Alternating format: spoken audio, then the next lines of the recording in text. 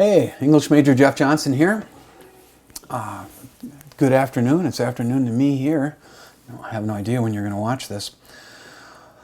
I need to talk to you for a little while about Zoom etiquette. I told you that I was going to offer you an addendum to the syllabus regarding online Zoom behavior. Most of you are doing just fantastic. You'll probably hear me say that a few times during this video.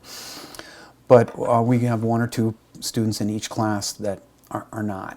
And I'm making this so I can just trot it out in the spring or however long I am consigned to teaching online live Zoom, which I've committed to. And let's put it this way. I've come to see in all my years of teaching that there's different kinds of stress, okay? Teaching regular live classes in the way life was before this happened, before the darkness descended, yes, it's kind of stressful. When you walk into a room and there's 28 students, maybe 45 in a lecture, there's a lot of people looking at you, waiting for you to be interesting and say something compelling and be a good host of a class, of an academic class. I sometimes imagine that classes can be events in our lives. That's how far I take it. But, and when I'm done teaching in E339, I had to remember something here. I'm energized. When I teach on a Monday, Wednesday, Friday, and I run through 3 or 4 classes, whoa, in the middle of the afternoon, I'm just jazzed. I can hardly sleep at night sometimes because I'm so excited, because I'm an extrovert and I get energy from people. Zoom teaching is not like that. But understand, I'm so excited that I have work, that I'm still teaching, that I'm still touching lives, but teaching live Zoom classes is stressful in a different way. I think a harmful way, a hurtful way. And part of the test of me for that is, like this spring, even though I'm doing better at it, I would rip through 4 live Zoom classes and fall on the couch and pass out of sleep I have to take a nap for, half an hour, 45 minutes. I'm not doing that now. I'm not needing to take naps. But students who are not listening to me here are creating stress for me. And I need to dial that back. It's not that I want to make it easy on myself, but I'm eliminating this part of Zoom life that's hard for me. So just please simply know that. Like I said, like I joked, I'm not Moses and you're not the Israelites, but a little while ago, I went up on my hill this week and put out my hands to the sky and bam, pretty quickly I had 2 tablets in my hands. I'm not going to show them to you, they're metaphoric. But I was given, I believe, from some kind of deity, the 10 Zoomandments. And I'm not fooling around here. These are real. Number 1, thou shalt not have other false media before me. Please don't be watching Netflix. Don't even think about that. I hope this goes without saying. That doesn't show integrity. Nor does it show integrity for you to be on your phone or talking to lots of other people or, for God forbid, playing a video game. Why would you get in the way of your own learning? Just please do not do that. Thou shalt not have other false media before me. Number 2, I might be going up a controversial road here, but thou shalt not turn off your camera.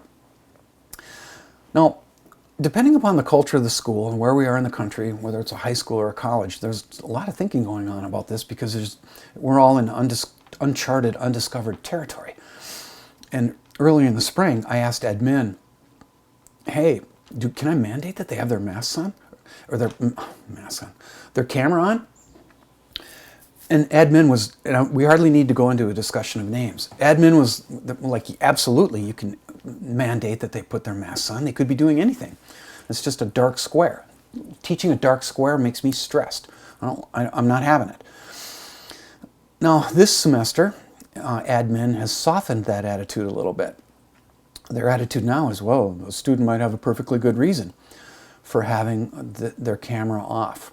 Not in my classes. It's not going to work. I've talked to people at St. John's and St. Ben's. The cameras are on, right? There's kids taking the class in the dorm rooms because they're scared, or at home taking it live Zoom. The cameras are on. St. Cloud State University professors kind of waded into it, asking students, and again, I have friends there, asking students, hey, do you think it's okay if I obligate people to have their cameras on? And everybody that I've heard from who teaches those classes or takes them, said, yes, we have to have our cameras on.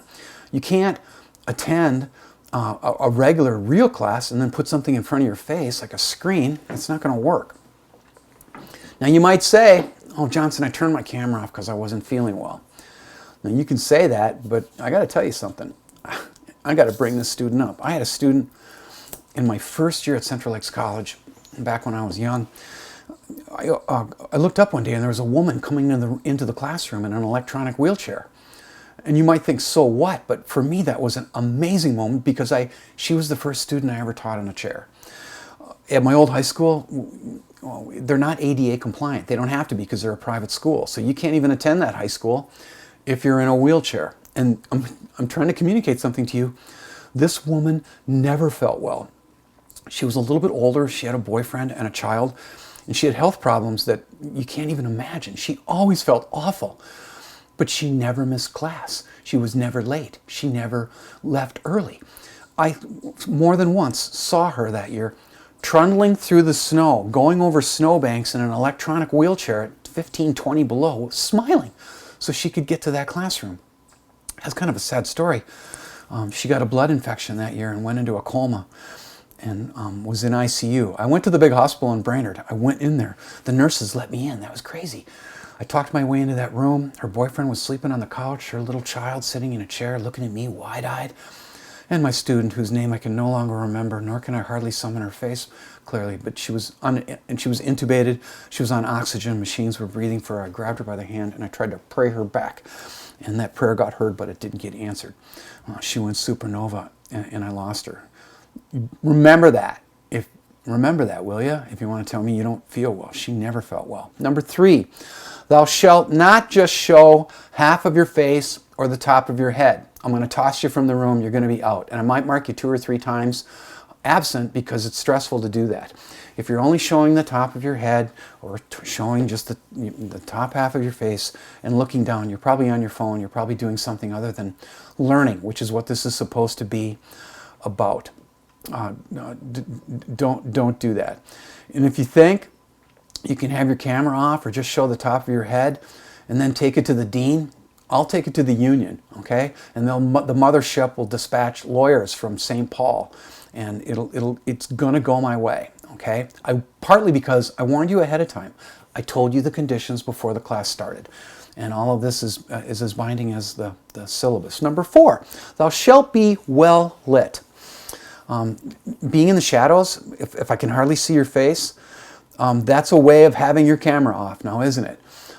Yeah, I know some of you are poor. I know that Brainerd is the poorest town in the entire state. That's why I love teaching there so much. But if you're in the shadows, it's the same as having. It's stressful to me, and I'm not having it. So thou shalt be cast out if you're not well lit. It doesn't take a lot of money to buy one light bulb, and it just takes a lamp so we can see you, see who you are. Number 5, thou shalt not sit back away from the camera of your device. Don't do it. Get your face up in the camera so we can see you and see who you are.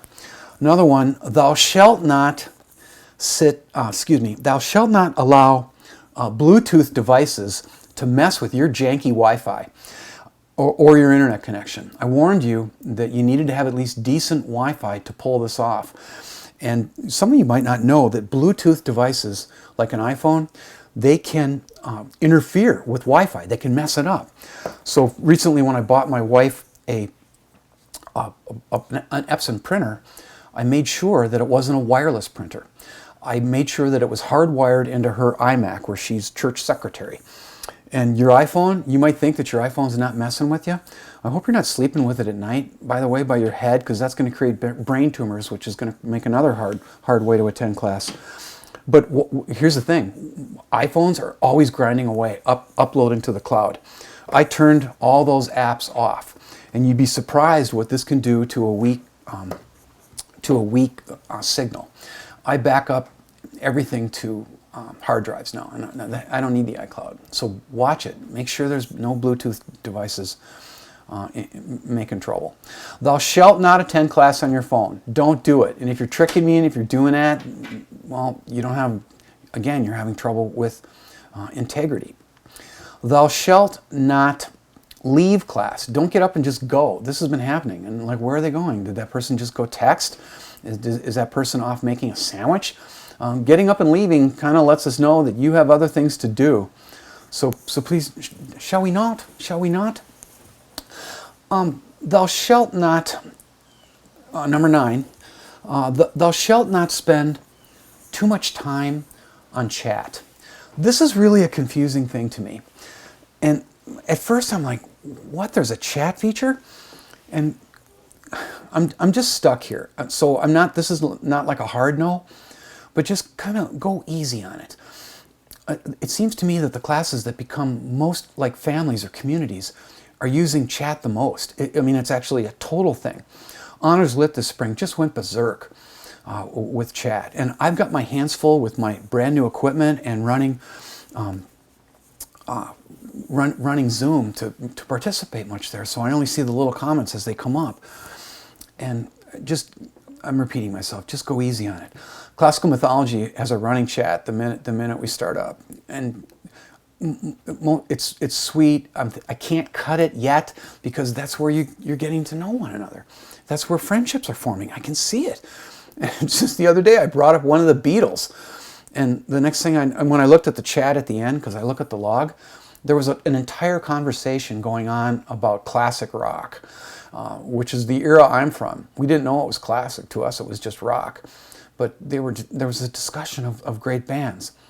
You think that multitasking is good for you, and you're able to do it because you're kids, but you know what? You're not learning as much.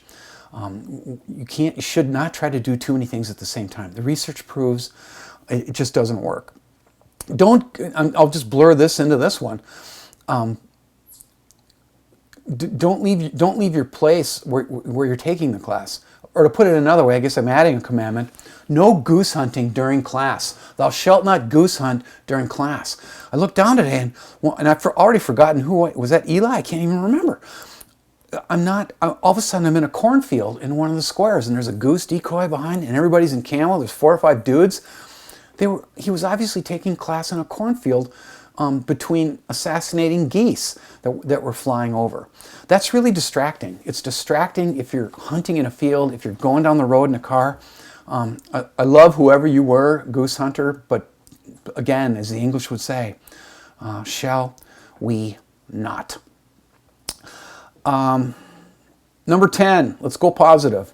Thou shalt attend class, sitting up and ready to go with goodwill, respect, courtesy, and most importantly, with the requirements of the course, the main requirements of the course: patience, a sense of wonder, and love. This isn't all inclusive, this is not definitive, but for the students that, if you're wondering, how serious is he about these? Well, you can give me a try. Love you guys. Oh, and this was an act of love too. One more final thought. One of my rules is nobody can get in the way of anyone learning, someone else learning. It's just not going to happen. And if you're on your phone, if you're goose hunting, if you're taking class while going down the road on a motorcycle, there's lots of movement and distraction.